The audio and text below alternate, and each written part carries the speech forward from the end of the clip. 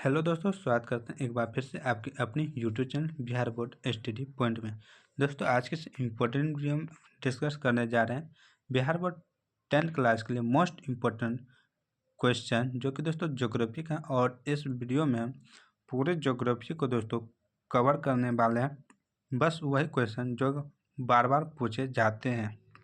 और दोस्तों, आजकल नया क्वेश्चन पूछे जाते हैं तो वो भी, अगर आप हमारे 2 वीडियो देख लेते हैं तो आपका जो ज्योग्राफी का है एक भी क्वेश्चन जो ऑब्जेक्टिव का वो नहीं छूटने वाला है। तो उम्मीद करते हैं आप इस वीडियो को पूरा देखिएगा।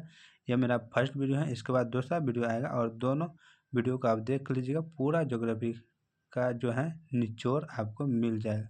तो चलते हैं अपने समय को ध्यान में रखते हुए अपने टॉपिक और इस वीडियो का यहाँ पे पहला क्वेश्चन देखिए। और दोस्तों, जिस तरह थ्योरी पढ़ते हैं उसी तरह यह भी होने जा रहा है। तो कह रहा है, प्रसिद्ध भूगोलविद जिम्मरमैन जो है उनका उल्लेखनीय है, संसद होते नहीं बनते हैं। किसने कहा था? तो जिम्मरमैन ने कहा था संसद होते हैं बनते नहीं। इसके बाद संसाधन किसी भी देश का आर्थिक क्या है? सामाजिक रीढ़ है। क्या है? सामाजिक रीढ़ है, मोस्ट इम्पोर्टेंट है दोस्तों। न्यू क्वेश्चन इसी तरह के पूछे जाएंगे आप लोगों से, ध्यान रखिएगा, क्योंकि 12th में भी दोस्तों नए नए क्वेश्चन ही पूछे गए हैं। तो यहाँ पे नेक्स्ट है, देखिए, संसाधन 2 प्रकार के होते हैं। एक होता है प्राकृतिक, जो कि दोस्तों ईश्वर द्वारा दिया गया है, और दूसरा होता है मानवीय, जो मानव बनाता है। प्राकृतिक में आता है नवीकरणीय, दूसरा आता है अनवीकरणीय। नवीकरणीय वह दोस्तों संसाधन है जो पुनः हमको खत्म होने के बाद प्राप्त हो जाता है, जैसे सूरज का प्रकाश, वायु, जल, विद्युत, वायु से जो ऊर्जा प्राप्त होता है हमको। और उसके बाद है अनवीकरणीय। ये भी दोस्तों 2 प्रकार होते हैं, पुनः चक्रीय और चक्रीय। तो अनवीकरणीय क्या होता है दोस्तों? जो एक बार समाप्त हो जाता है, दोबारा वह उत्पन्न नहीं होता, उनको हम प्राप्त नहीं कर सकते हैं, जैसे कोयला, सोना, चांदी, ये सब। नवीकरणीय भी 2 प्रकार का है, सतत एक जैव। तो सतत अथवा प्रवाह जैसे जल, पवन, ये सब आता है। जैव भी 2 प्रकार के होते हैं, प्राकृतिक होता है और वन्य जीव होता है। तो ये भी आप ध्यान रखिएगा। इसके बाद है मानवीय 2 प्रकार के होते हैं, रचनाएं एवं संस्थाएं, मात्रा एवं गुणवत्ता। ठीक, तो चलते हैं यहाँ पे आगे। चक्रीय में, चक्रीय जैसे धातु होता है, और अचक्रीय मतलब जीवाश्म ईंधन जितना पेट्रोलियम सब आएगा दोस्तों। इसके बाद गुजरात के जो भुज हैं दोस्तों, उसमें सौर ऊर्जा का आधुनिक उपकरण बड़े स्तर पर लगाया जा रहा है। तो दोस्तों बहुत पुराना बुक है, तो यहाँ पे था हो जाएगा, लगाया गया था, गया है, सीधा दोस्तों कर देते हैं, लगाया गया है। इसके बाद किसी देश की जो तट रेखा है वो 200 किलोमीटर की दूरी तक का क्षेत्र अपवर्जक आर्थिक क्षेत्र के नाम से जाना जाता है। जैसे ये दोस्तों भारत खत्म होगा, यहाँ से जो 200 किलोमीटर होता है समुद्री जो होता है दोस्तों, इनको भारत में शामिल कर, इसके बाद जो होता है दोस्तों उनको अपवर्जक में घोषित करते हैं। ना ही इस देश का अधिकार है, ना ही उस देश का। इसके बाद है महात्मा गांधी का विचार जो है, हमारे पास पेट भरने के लिए बहुत कुछ है, पेट भरने के लिए बहुत कुछ है, कुछ भी खा के हम पेट भर सकते हैं, लेकिन पेटी भरने के लिए यहाँ पे क्या होना चाहिए? पेटी होना चाहिए। पेटी भरने के लिए कुछ भी नहीं है। तो चलते हैं नेक्स्ट। कह रहा है कि मेघा पाटेकर का नारा है, नर्मदा बचाओ अभियान है मेघा पाटेकर का। यह क्वेश्चन दोस्तों कभी भी नहीं पूछा गया, पूछने की पूरी संभावना है। सुंदरलाल बहुगुणा का जो चिपको आंदोलन है दोस्तों, वो पहले था उत्तराखंड में, अब दोस्तों उत्तर प्रदेश, क्योंकि दोस्तों विभाजित हुआ है ना, तो पहले उत्तराखंड, अब जो वर्तमान है वो उत्तर प्रदेश में है, उत्तर प्रदेश में। नेक्स्ट है, संसाधन के संरक्षण हेतु अंतर्राष्ट्रीय स्तर पर सर्वप्रथम 1968 में क्लब ऑफ रोम ने वकालत की थी का 1968 में। 1974 में शमशेर की जो पुस्तक स्मॉल एज ब्यूटीफुल में संसाधन के संरक्षण से संबंधित जो है वो गांधी जी के विचार का भी प्रकाशित किया है उसमें। रियो डी जेनेरो जो कि ब्राज़ील में हुआ था 1992 ईस्वी में, क्या हुआ था? पृथ्वी सम्मेलन आयोजित हुआ था यहाँ पे प्रथम। इसका 1997 में न्यूयॉर्क में द्वितीय पृथ्वी सम्मेलन हुआ था, और उसके बाद 2002 में जोहान्सबर्ग में हुआ था तृतीय पृथ्वी सम्मेलन। तो दोस्तों पहला ये दोस्तों बार बार पूछा जा चुका है और पूछे जाते भी हैं। इसके बाद 1997 वाला आप बहुत बेहतरीन से याद रखिएगा। 1997 न्यूयॉर्क में हुआ था द्वितीय पृथ्वी सम्मेलन। और 2002 का भी दोस्तों बीच बीच में पूछे जा चुके हैं। इसके बाद है संसाधन मनुष्य की जीविका का क्या है?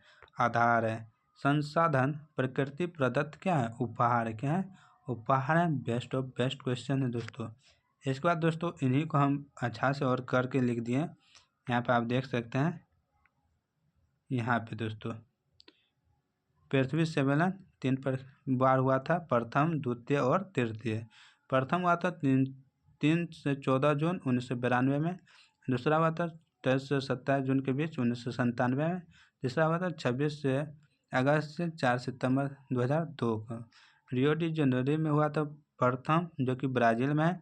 द्वितीय हुआ था न्यूयॉर्क में और तृतीय हुआ था जोहान्सबर्ग में। दोस्तों प्रथम में क्या था? ग्लोबल वार्मिंग, वन संरक्षण, जैव विविधता कार्यक्रम 31, जैसे एजेंडा 21 भी कहते हैं। रियो घोषणा पत्र, ये सब क्या हुआ था? यहाँ पे प्रथम बेर में हुआ था। दूसरा हुआ था दूसरा को क्या कहते हैं? प्लास जो 5 है वह सम्मेलन भी इन्हीं को कहते हैं, द्वितीय को। तो ये क्वेश्चन मोस्ट इम्पोर्टेंट है, पूछने की संभावना जरूर है।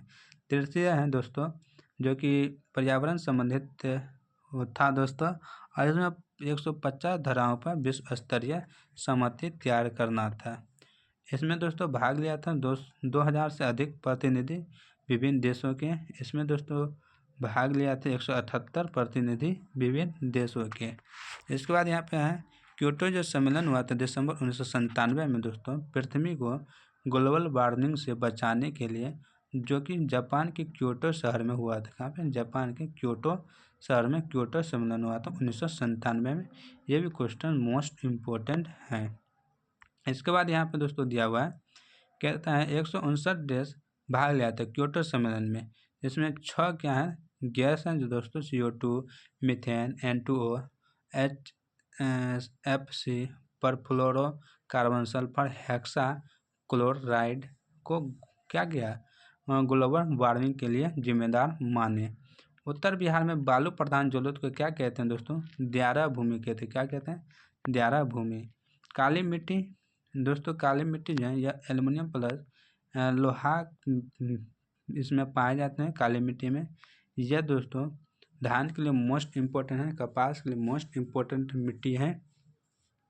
दक्कन के लार्वा प्रदेश, गुजरात, कर्नाटक, आंध्र प्रदेश तथा तमिलनाडु निर्माण में ये पाए जाते हैं। और इसका जो निर्माण हुआ मूल सेलो एवं ज्वालामुखी के बेसाल्ट लार्वा के विघटन से हुआ। और ये जो स्थानीय नाम से पुकारे जाते हैं इसको, तो रेगुर के नाम से, जो कि बार बार पूछे जाते हैं क्वेश्चन और बेहतरीन क्वेश्चन है। नेक्स्ट है लेटेराइट मिट्टी। लेटेराइट शब्द की उत्पत्ति ग्रीक भाषा की लेटर शब्द से हुआ है, जिसका शाब्दिक अर्थ क्या होता है? ईंट होता है, लेटेराइट का। इनका रंग होता है लाल। इसमें एल्युमिनियम और लोहा के जो ऑक्साइड होते हैं दोस्तों, इन्हीं के कारण इनका रंग लाल होता है। ये कर्नाटक, केरल, तमिलनाडु, मध्य प्रदेश और उड़ीसा तथा असम में पाए जाते हैं। ये दोस्तों चाय के लिए इम्पोर्टेंट है, कहवा के लिए और काजू के लिए लेटेराइट बहुत ही मोस्ट इम्पोर्टेंट है। नेक्स्ट क्वेश्चन दिया हुआ है यहाँ पे लाइन, कह रहा है कि एंडिन नामक रसायन जो है मेढक के प्रजनन पर रोक लगा देता है। यानी कि प्रजनन होता है जो मेढक का, उन पर रोक लगा, लेकिन इन्हीं का यह हानि भी है कि यह कीटों की संख्या को बढ़ा देता है। क्या कहता है? कीटों की संख्या को बढ़ा देता है। प्राणियों में 65% जल और पौधों में 65 से 90% जल पाया जाता है। इसमें प्राणियों में 65 और जानवरों में यानी कि पौधों में जो है 65 से 99। इसके बाद यहाँ पर दिया हुआ है, पंडित जवाहरलाल नेहरू ने गर्व से कहा आधुनिक भारत का मंदिर किसको? जो परियोजनाओं को, जो नदी घाटी परियोजना है, इनको आधुनिक भारत का मंदिर कहा था। स्वीडन की एक विशेषज्ञ फाल्कन मार्क के अनुसार प्रत्येक व्यक्ति को प्रतिदिन 1000 घन मीटर जल की आवश्यकता होती। कितना? 1000 घन। केवल कानपुर में 180 चमड़े के कारखाने, कितना? 180 केवल कानपुर में है। सितंबर 1987 में राष्ट्रीय जल नीति को स्वीकार किया गया। कब? 1987 में। और संसाधन की दुर्बलता पर यानी कि या संकट के जो निवारण उनका प्रयोग किया। नेक्स्ट है, बिहार की 3 प्रमुख परियोजना है, सोन परियोजना, गंडक परियोजना और कोसी परियोजना। सबसे प्राचीन परियोजना है सोन परियोजना। सबसे पहला जो नदी घाटी परियोजना है सोन परियोजना है। विकास हुआ था 1874 में और लंबाई इनका 130 किलोमीटर सोन परियोजना का है। नेक्स्ट यहाँ पे बिहार विभाजन से पूर्व इंद्रपुरी जलाशय योजना जो है यह कनवन जलाशय योजना के नाम से जानी जाती थी। मोस्ट इम्पोर्टेंट क्वेश्चन है। नेक्स्ट यहाँ पे दोस्तों दिया हुआ है, सोन का सूखाग्रस्त जो प्रदेश है सोन का, वह बिहार का चावल का कटोरा कहा जाता है उनको। किसको? तो सूखाग्रस्त जो प्रदेश यानी क्षेत्र है सोन का, उनको चावल का कोटरा कहते हैं। निम्न तलीय जल जमाव वाले क्षेत्र को वेटलैंड कहा जाता है। स्थानीय तौर पर चोर, भागर, मौन, ताल भी इनको कहते हैं।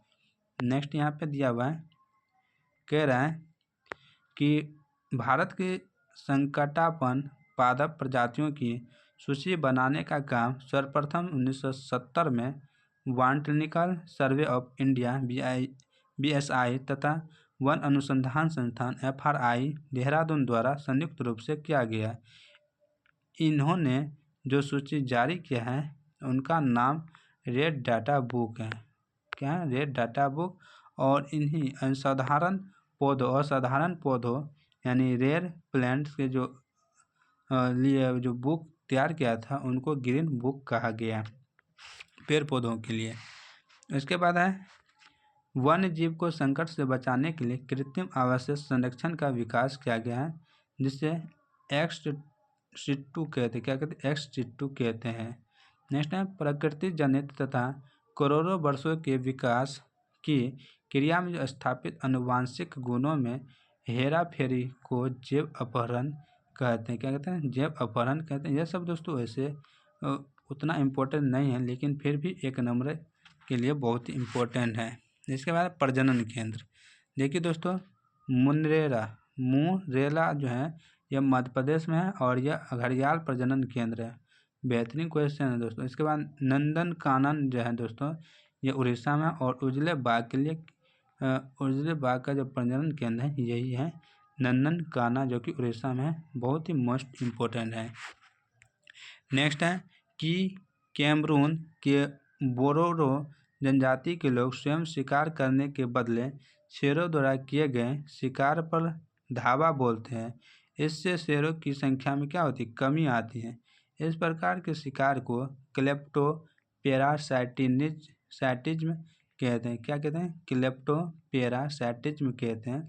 यह इम्पोर्टेंट है दोस्तों 2 नंबर के लिए। क्या है? क्लेप्टोपेरासाइटिज्म किसे कहते हैं? इसके बाद बाघ परियोजना हुआ था 1973 में शुरू हुआ था बाघ परियोजना। यहाँ पे दोस्तों देख सकते हैं कुछ राष्ट्रीय उद्यान है, जैसे उत्तराखंड में कार्बेट राष्ट्रीय उद्यान, इसके बाद पश्चिम बंगाल में सुंदरबन राष्ट्रीय उद्यान, मध्य प्रदेश में बांधवगढ़ राष्ट्रीय उद्यान, राजस्थान में सारिस्का वन्य जीव पशु विहार, असम में मानस बाघ रिजर्व, केरल में पेरियार बाघ रिजर्व। ये सब भारत के प्रमुख बाघ संरक्षण दोस्तों परियोजना है। तो आप इसको ध्यान रखिएगा। यहाँ से आपको 2 से 3 क्वेश्चन पूछे जाते हैं, बस इतने तो से। नेक्स्ट यहाँ पे दिया हुआ है, संविधान की धारा 21 के अंतर्गत अनुच्छेद 47, 48 तथा 51A या G वन्य जीवों तथा प्राकृतिक संसाधन के संरक्षण के नियम है। मोस्ट इम्पोर्टेंट है दोस्तों। 21 वाला आपको ऑब्जेक्टिव में भी मिलता है और बार बार पूछा जाता है, लेकिन आप 47, 48 तथा 51A को ध्यान रखिएगा, यह भी आपको पूछ लिया जाएगा। वन्य जीव तथा प्राकृतिक संसाधनों के संरक्षण के नियम है।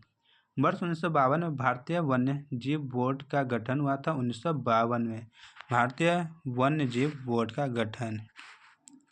इसके बाद है प्रांतीय स्तर पर भी वन्य जीव बोर्ड, वन्य जीव सुरक्षा एक्ट 1972, नियमावली 1973 एवं संशोधित एक्ट 1991 के अंतर्गत पक्षियों तथा जानवरों के शिकार पर प्रतिबंध लगाया गया है। कोई इनको याद करने की कोई ज़रूरत नहीं है दोस्तों, इनको छोड़ दीजिए।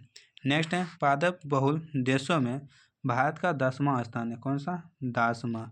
प्राकृतिक संसाधनों के संरक्षण पर 1968 में अफ्रीकन कन्वेंशन, जो कि मोस्ट इम्पोर्टेंट है, आपके ऑब्जेक्टिव में भी पूछे जाते हैं। अंतर्राष्ट्रीय महत्व के वेटलैंड का कन्वेंशन 1971 में। विश्व प्राकृतिक एवं सांस्कृतिक धरोहर संरक्षण एवं रक्षा अधिनियम 1972 में। ये दोनों आप याद रख सकते हैं। नेक्स्ट यहाँ पे है टेक्सुअल जो दोस्तों, यह इनका प्रयोग कहाँ पे करते हैं? तो कैंसर में करते हैं। टेक्सुअल का प्रयोग कैंसर में करते हैं, जो कि ओक के छाल से और विभिन्न तरह के रसायन से बनाए जाते हैं। हिमालय पहाड़ी पे से इनको लाया जाता है दोस्तों, ये भी आप याद रखिएगा। एक बात देख सकते हैं खनिज, खनिज को एक ही में हम दे चुके हैं। तो खनिज यहाँ पे दोस्तों आप ध्यान से देखिएगा।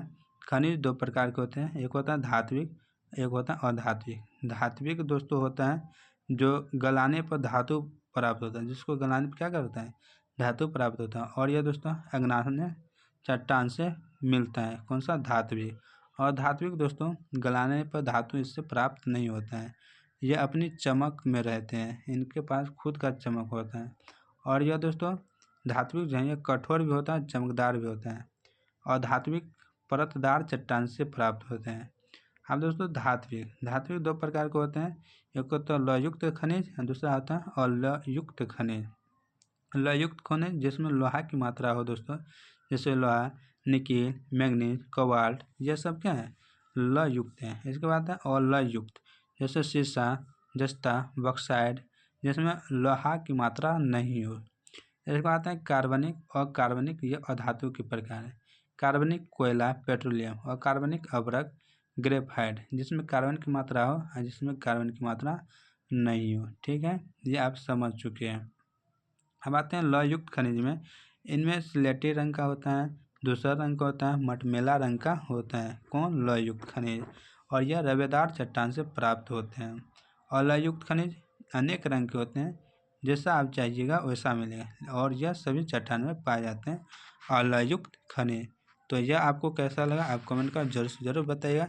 चलते हैं नेक्स्ट की ओर। लौह अयस्क 3 प्रकार के होते हैं।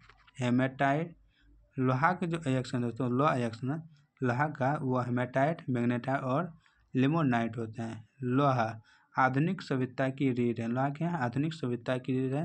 मोस्ट इम्पोर्टेंट क्वेश्चन, यह उद्योगों की जननी है। ये दोनों आप याद रखिएगा। लौह अयस्क कर्नाटक में बेल्लारी, हासपेट, संदूर और चिकमंगलुरु में दोस्तों बाबाबुडन की पहाड़ी, कालाहांडी, केमनगुडी की पहाड़ी यहाँ पे पाया जाता है। छत्तीसगढ़ में यह देश का दूसरा उत्पादक राज्य है दोस्तों। लोहा में 20% उत्पादक करता है। दांतवाड़ा, बेलाडीला है, दुर्ग, दल्ली और राजहारा में पाया जाता है। और इसके बाद तीसरा में उड़ीसा 19% देता है। इसके बाद गुरु, महसानी, बादाम पहाड़ मयूरभंज में जो है, एवं किरुबुरु। इसके बाद यहाँ पे दोस्तों गोवा चौथा स्थान पे है 16%। सहाकवा, लिम, संगयूल, कैपेक्स, सवारी, पोंडा एवं ब्योलिम।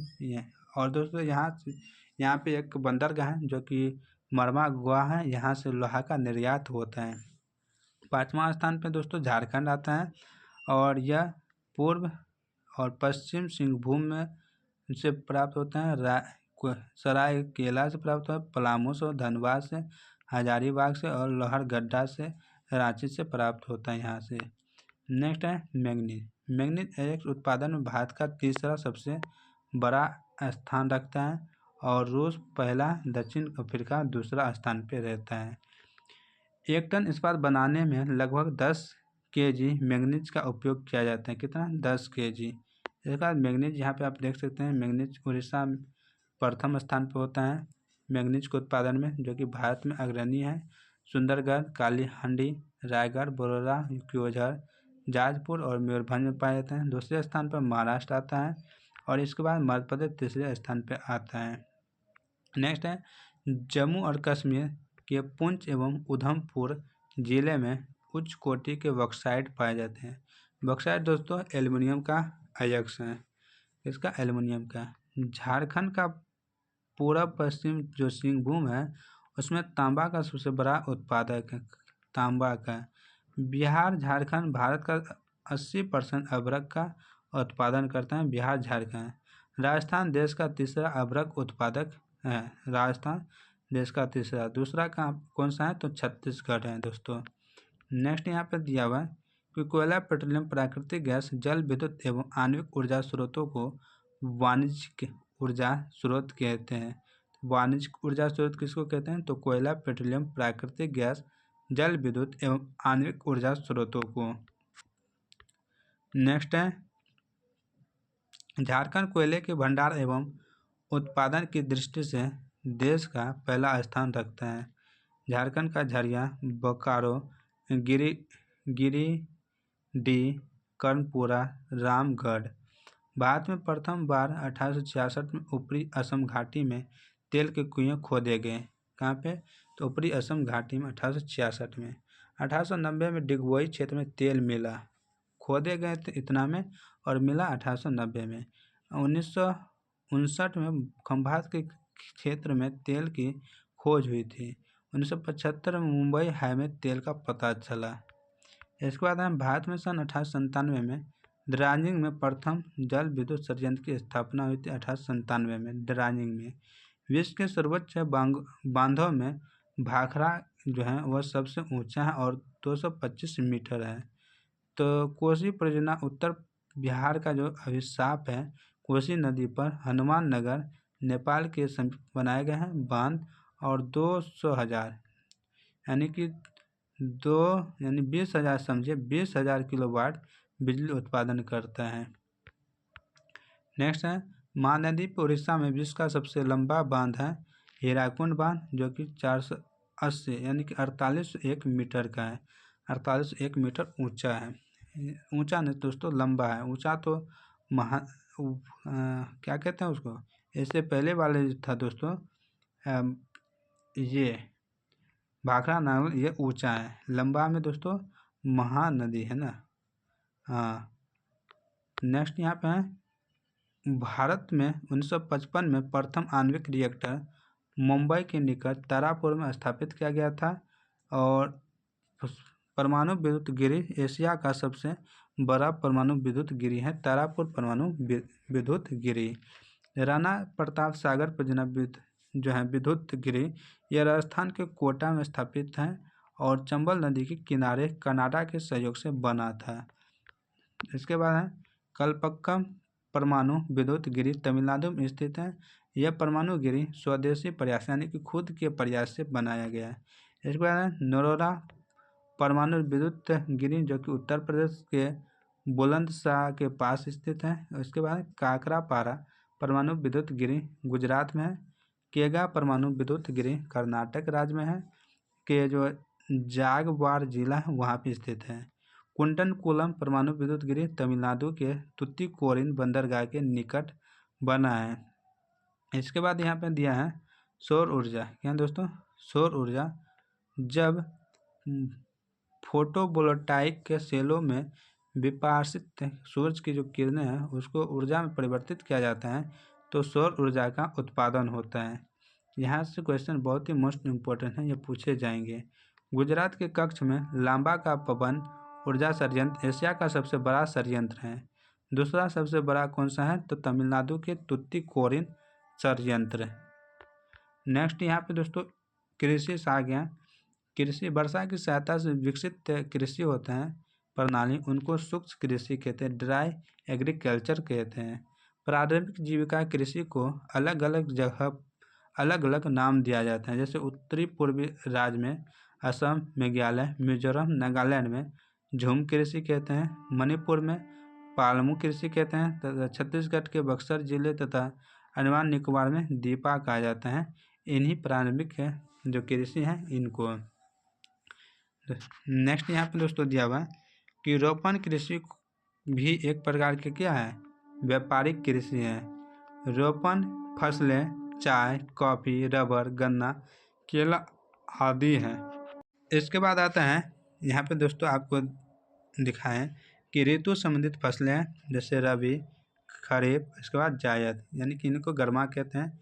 रबी जो कि बोया जाता है अक्टूबर दिसंबर में और काटा जाता है अप्रैल जून में। इसमें आता है गेहूँ, चना, जौ, मटर, मसूर, सरसों। उसके बाद राई बहुत सारा है। इसके बाद खरीफ में आता है, खरीफ जून जुलाई में रोपा जाता है, सितंबर अक्टूबर में काटा जाता है। इसमें आता है मकई, ज्वार, बाजरा, अरहर, मूंग, उड़द, मूंगफली। और दोस्तों ग्रीष्म यहाँ पे आता है, ग्रीष्म ऋतु में ज़्यादा बोया जाता है दोनों के बीच में। तो खीरा आता है, ककड़ी आता है, कद्दू आता है, नेनुआ आता है, भिंडी आता है, जो कि सब्जी जितना है वो आ जाता है, तरबूजा, खरबूजा जैसा। आप देख सकते हैं यहाँ पे बहुत सारा है। इसके बाद तिलहन फसल आता है, मूंगफली, सरसों, नारंगी कहते हैं, नारियल, तिल, सोयाबीन, अरंडी, बिनोला, अलसी और सूरजमुखी। इसके बाद कॉफ़ी 3 प्रकार के होते हैं, अराबिका होता है, लिबेरिका होता है, रोबस्टा होता है। तो ये दोस्तों कॉफ़ी के प्रकार हैं। तो हमारे भारत में दोस्तों अराबिका जो है, अरेबिका, ये बहुत ही उच्च किस्म के कॉफ़ी है। जूट को दोस्तों सुनहरा रेशा यानी कि गोल्डन फाइबर कहते हैं। किसको? जूट को सुनहरा रेशा कहते हैं, गोल्डन फाइबर। इसके बाद यहाँ पे दिया है वर्धन काल, फसल के बोने, बढ़ने और पकने के लिए प्रयुक्त मौसम वाला समय है। कौन सा? वर्धन का। इसके बाद उद्योग आता है दोस्तों। मुंबई में प्रथम सूती कपड़े की जो मिल है वह स्थापित की गई थी सर्वप्रथम 1854 में। जूट का जो पहला कारखाना था 1855 में कोलकाता के निकट रिसरा नामक स्थान पे लगाया गया था। इसके बाद सूती वस्त्र की जो वास्तविक पहली सफल मिल बनी थी दोस्तों 1854 में, कावड़ जी नाना भाई डावर ने लगाए थे इनको। मुंबई को सूती कपड़ों की महानगरी कहते हैं, कॉटन प्लेस कहते हैं। किसको? तो मुंबई को, क्योंकि यह पूरे देश का 1/4 दोस्तों यहाँ पे मिलता है, यानी कि 4, यानी कि मान के चलो 5 है ना, तो 5 में से 4 यहीं पे मिलता है। अंगूरा का जो ऊन है खरगोश के रोए से प्राप्त करते हैं, और पश्मीना का जो ऊन है वह बकरियों के बालों से प्राप्त करते हैं, यानी कि रोए से। इसके बाद कृत्रिम धागे, नायलॉन, पॉलिस्टर, रेयन, एक्रिलिन और पॉलीमर है। सबसे पुराना ये है दोस्तों नायलॉन। इसके बाद भारत में लौह इस्पात का पहला कारखाना 1830 में पोर्टो नोवा नामक स्थान पर तमिलनाडु में स्थापित किया गया था। बाद में यह बंद हो गया था दोस्तों कुछ कारण से। आधुनिक लौह इस्पात उद्योग का जो वास्तविक रूप है वह 1864 में पश्चिम बंगाल में कुल्टी नामक स्थान पर हुआ।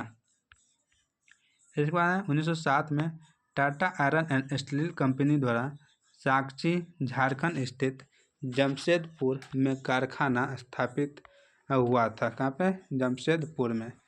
जमशेदपुर को भारत का बर्मिंघम कहा जाता है, भारत का बर्मिंघम जमशेदपुर को कहा जाता है। भारत की सबसे पुरानी जो तांबे की खान है राजस्थान की खेती नामक स्थान पे है दोस्तों, सबसे पुरानी। इसके बाद यहाँ पे भारत का पहला उर्वरक संयंत्र 1906 में रानीपेट तमिलनाडु में स्थापित हुआ था, भारत का सबसे पहला उर्वरक संयंत्र।